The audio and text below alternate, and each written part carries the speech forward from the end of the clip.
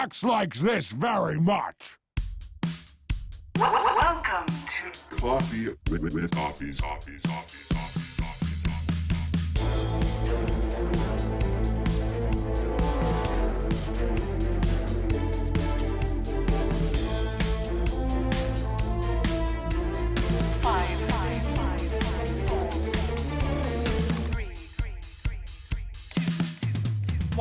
Let's do this!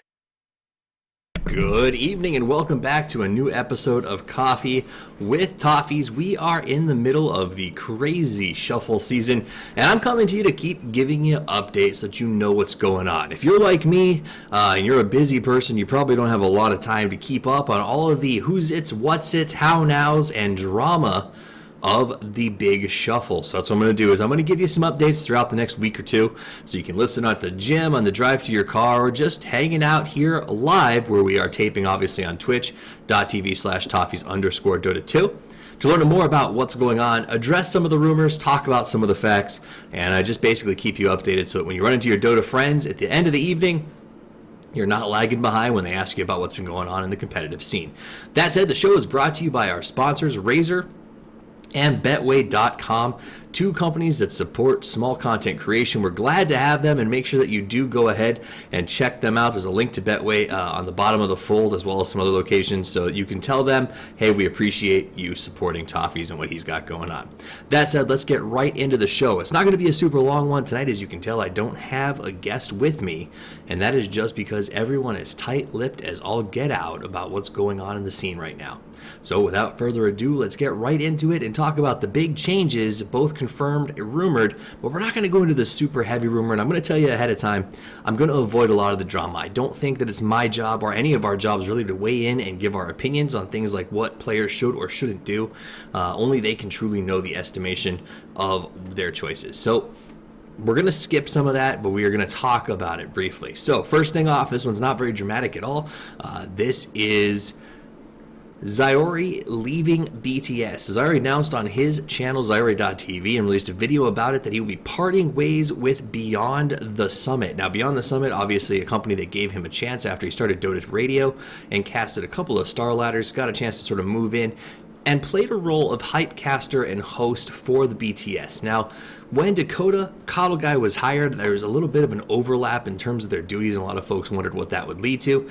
I'm going to tell you right now that there was no drama in that situation. Zyori left on good terms. The BTS guys hated to see him go, but totally understands. Zyori's got some project opportunities that he's going to pursue. This is not in an era or a 2-week period of non-amicable partings. This is the opposite of that. This is a organization and an employee who have been very close, going their separate ways, and I respect that, and I best of luck to Zyori on his travels. I will also say, guys, that you should keep an eye out for some tweets. I believe that Zyori is passing through on Monday or Tuesday next week, and he's going to stop. I think he's going to crash in my house for a night, and we're going to do a live podcast while he's here, maybe from the back porch. So that could be a lot of fun. He's bringing all of his equipment so we can get mobile with it. So make sure you stay tuned for a Toffees and Zyori. Maybe we'll do a fireside chat or an outside chat or something like that about his travels across the country. So stay tuned for that one. I can guarantee you it's going to be a good one. Now, next piece of news, and now we're getting to the more dramatic, the bigger stuff. As you guys all know, there was a big brouhaha. We talked about it last week with the way that Aoi was kicked out of EG. He tweeted, said that he was told over a text message and that he hated humanity because of this. There was no official statement from EG, which I still stand behind. Maybe something that we'll prepare for in the future. That said, Charlie stepped up, let us know what was going on.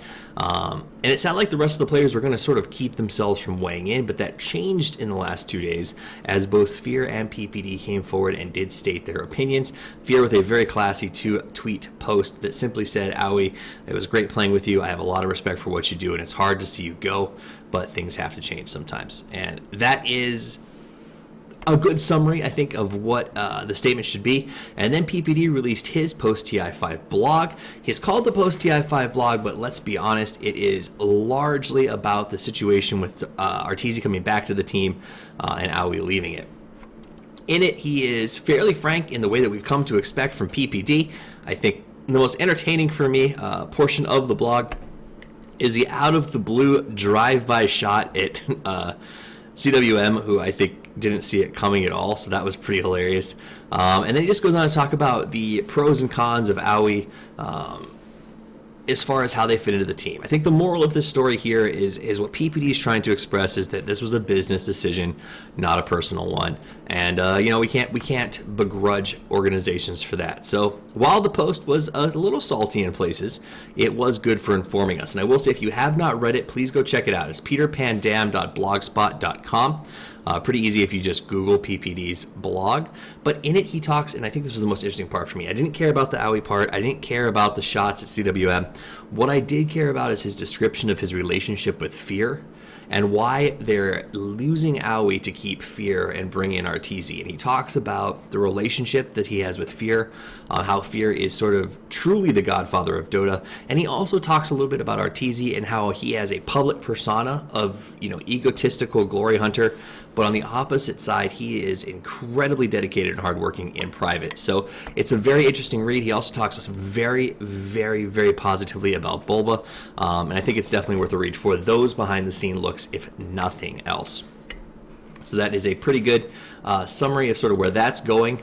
Team Secret released their official statement, and they said, as most of you are aware, RTZ is leaving the team. So we're bringing that up because that's official. They've stated it themselves. We all knew it was happening, but it's the first official statement about RTZ from either organization. The second official statement from them is that Zai will be taking a step back from his active role on the roster and going back to school. Now, this caused a bit of a kerfuffle in different places. I heard a lot of folks talking about the fact that, this was a bad choice. You have momentum. You have to stick with it and things of that nature. But what it really comes down to is, and this is my opinion, you don't have to agree with it. You're listening to my show, so I guess I reserve the right to say whatever the hell I want to. It's his choice. All right, as somebody who is old, I'm probably one of the oldest folks in Dota. I'm 32 years old. I've got 3 college degrees. I've got a master's equivalent in improvisational performance. I've worked a ton of different jobs. And I even have a kid who I think about college for them all the time. And all I can tell you is there's no right choice for any given person. And it's not our job to judge someone's choices and whether or not they're making the right or the wrong one, but simply to support them in that choice and hope the best. And my hopes go out to Zai. I hope that he's making the right choice. If he truly believes he is, then I 100% believe that he is.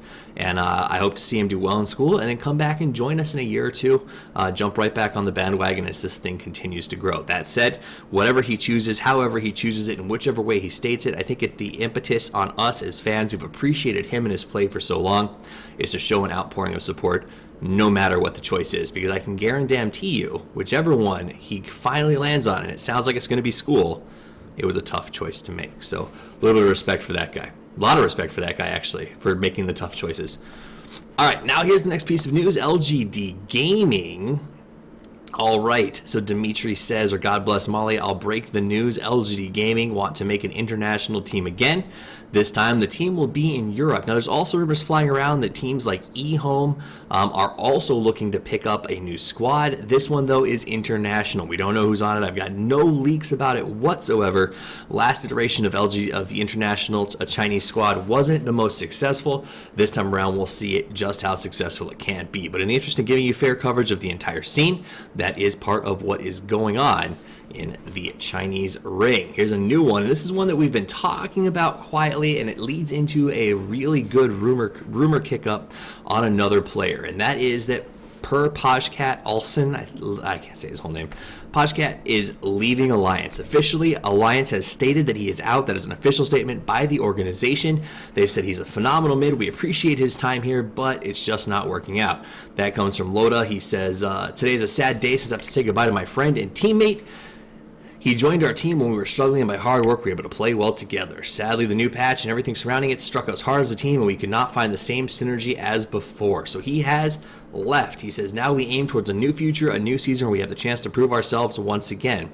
Evolve to tackle new obstacles, and perhaps return to a bit of what we once were. So he even throws that little teaser in there. Guys, remember, Secret is essentially falling apart. They only have about 3 members left officially on their roster.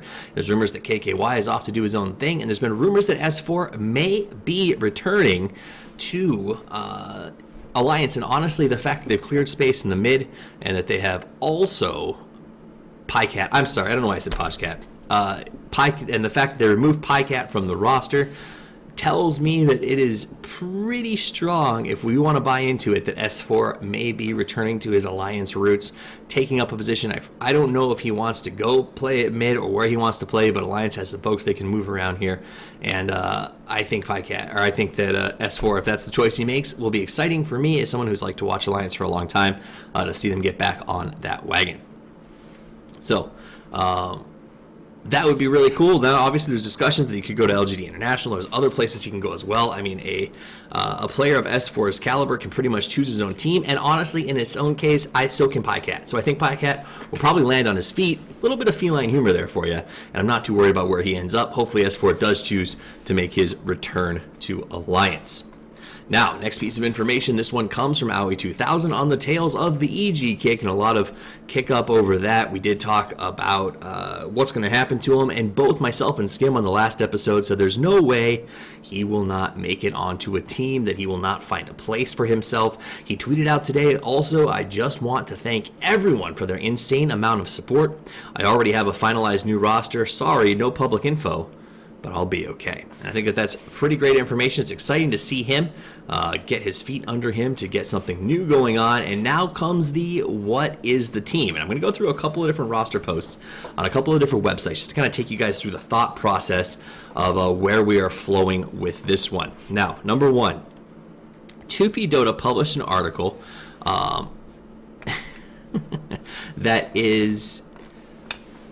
Demon has a new team. Now, we know that Demon is working on a new stack, changing things up as Summer's Rift did not seem to work out.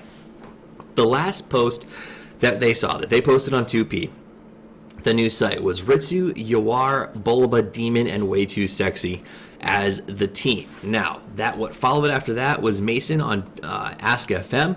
Somebody said, do you have a team yet? And he responded, kind of. I can't go into detail at the moment because it's still fresh, but I was planning on joining the Bulba Demon, later removed due to Owie team, but things changed. Ultimately, they decided on TC over me for reasons that are unfortunate, I do not agree with, but what can you do? So Mason also has a new team coming. He's finalizing some things, but it sounds like he was hoping to join the Bulba Demon lineup, but was replaced by TC. Now, if you look at the publication from 2P, TC is not on that list at all, so it leads you to question what's going on with that team. And then shortly afterward, Oritsu put out a tweet that in response actually to the AUI original tweet that said he found a team, and he tweeted Yawar, AUI, Bulba, Buryu, and TC. So that could be the final cut. It would mean, I guess, Demon off of the squad that he and Bulba were talking about making. It would be a pretty big shakeup. And if indeed Oritsu was part of the original group working with Yawar and Bulba, it may be the impetus for the tweet. So that's dramatic. That's rumors. All of this is unsubstantiated.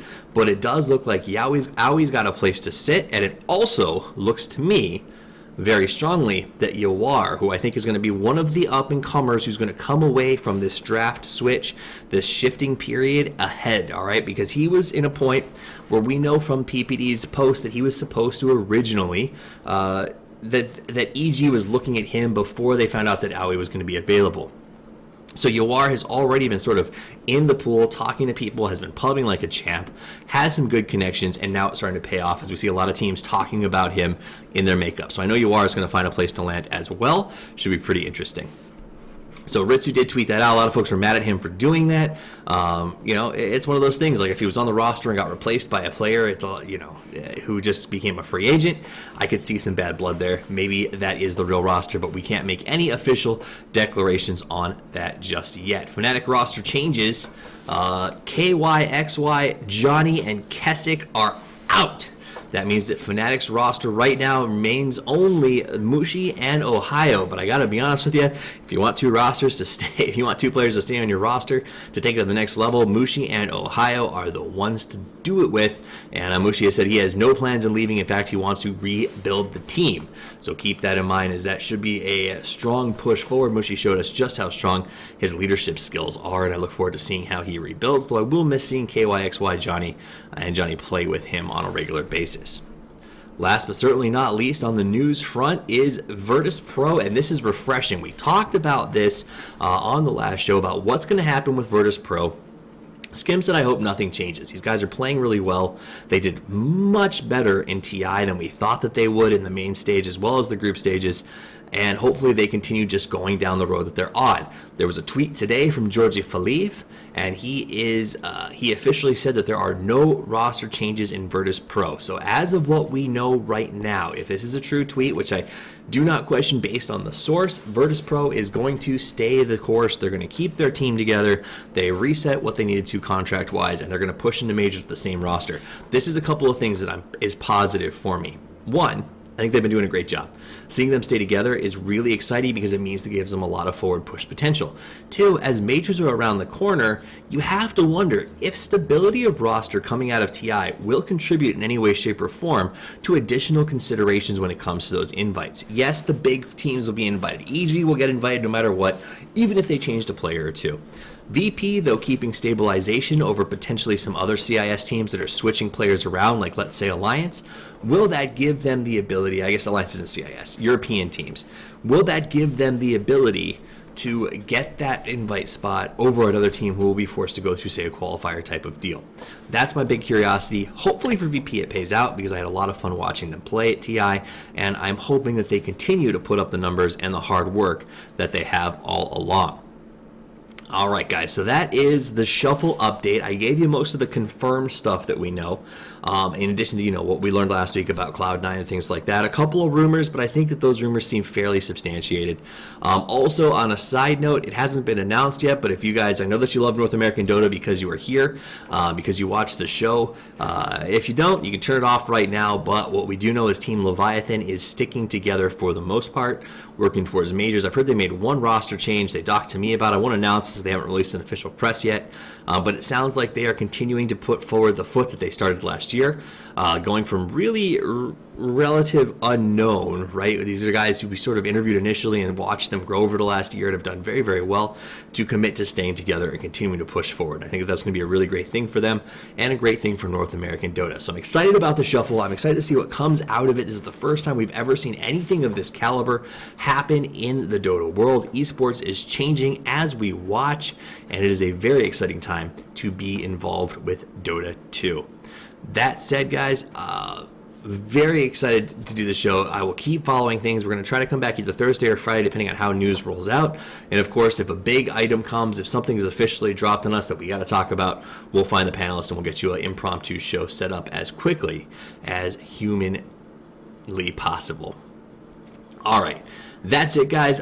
Big thank you to our sponsors, Razer and Betway. We really appreciate the time and the effort that they've put into supporting small content creators like myself. If you want to support the show directly, you can go to patreon.com/Toffees, or you can hit the sub button on the bottom of the channel if you're watching live. All of those work. There's also a PayPal sub or a PayPal donation if you want to go straight through and just help out with that. But there's some equipment we want to buy, and obviously, I'd like to continue doing this and do it more aggressively. So the more support we get, the more chance I have to actually take less work outside of Dota and put more into creating content. That said, you guys have a wonderful evening. It's been nice spending these few minutes with you. I hope you enjoy the show. I hope you enjoy the podcast. And if you are listening, remember to like it and rate it. My name is Toffees, and as always, Toffees out.